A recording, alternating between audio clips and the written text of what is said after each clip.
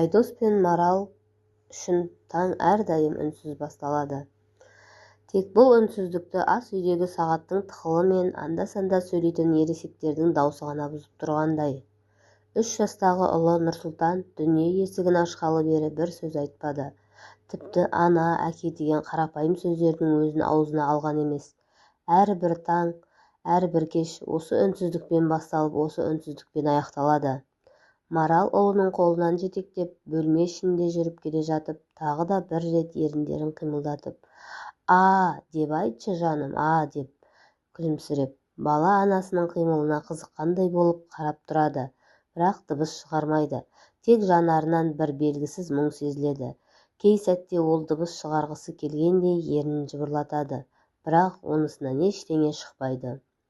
Марал мұны көрген сайын жүрегі езілердей болып кетеді. Бірақ баласының көздеріндегі жалындаған үміт пен мейірім оты оған қайта күш береді. Айдос әр кеш сайын ұлына сөйлеп үйретуді дағдыға айналдырған. «Қане батырым, кел әңгіме айтайық», дейді күліп. Бала әкесінің жанына жайғасып үнсіз отырады. Әкесінің даусы оған түсініксіз әлем секілді. Бірақ сол дыбысты жақсы көретіндей көзқарасын білдіреді. Айдос сол сәтте шәй іштей, бір күні осы бала да сөйлеп, былдырап сөйлеп кетеді, бір күні деп өзі рух береді өзіне. Бірақ оның қаншалықты жақын екені беймәлім. Әр сенбі күні олар қаладағы логопедке барады. Барған сайын дәрігерлерден әдеттегідей сөзін естіп қайтады. «Шаршамаңыздар, мұндай балалардың тілі кеш шығады, кейде 4-те, кейде 5-те, ең бастысы үміт үзбеу». Марал басын изейді, ал Айдос бір нәрсені дұрыс істемей жүргендей өкініш сезіммен ауыр күрсінеді. Үйге қайтып бара жатқанда жолда терезеден сыртқа қарап ойға шомылып кетеді. «Неге менің балам сөйлемейді?» дейді ол. Марал маған қарап, «Біз оны сөздері үшін емес, бар болғаны үшін жақсы көреміз», деп сыбырлайды. Айдос басын изегенімен санасын шарлаған сұраққа қанағаттанбайды. Күндер өтіп жатты, көктем келді, үйдің ауласында алма ағашы бүршік жарып, айнала түрлі түске бояла бастады. Бір күні далада ойнап жүрген Нұрсұлтан құстың даусын тыңдап, кенеттен бір дыбыс шығарды. «А» деген әлсіз ғана. Марал бұл дыбысты ести сала көз жасына ие бола алмай қалды.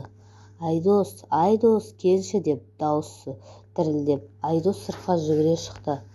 «Балам, қанекей, жаңағы айтқаныңды қайталашы. «А, деші», деген сияқты. Ал бала өте әлсіз, өте қысқа бір дыбыс шығарды. Қараңғы түннің артынан күн пайда болғандай.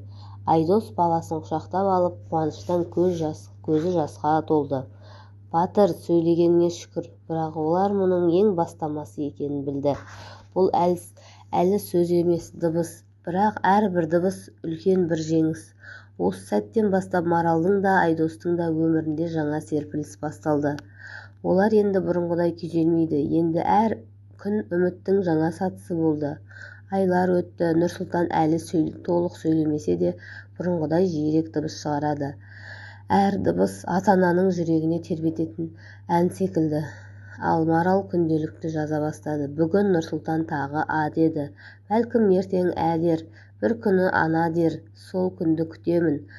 Бірақ күте жүріп те оны дәл бүгінгі күйінде жақсы көремін.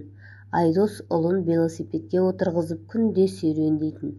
Баласы жол бойындағы ағаштарды көрсетіп, дыбыс шығарғысы келгендей қолын сермеп қояды. Айдос оған қарап күлімсірейді. «Сен сөйлей алмасаң да, жүрегің сөйлеп тұр жаным».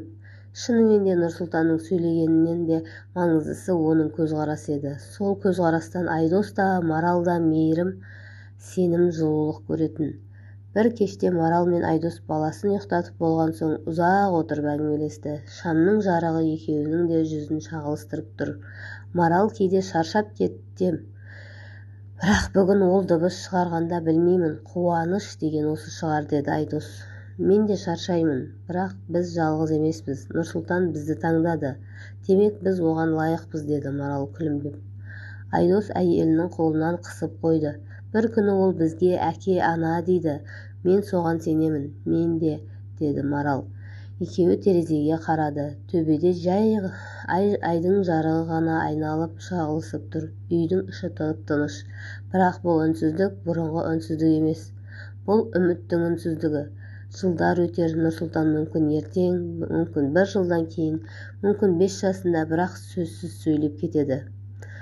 Бірақ сол күнге жеткенше ата-анасы үшін әр минут, әр үнсіздік, әр күлкі баға жетпес қымбат сәт.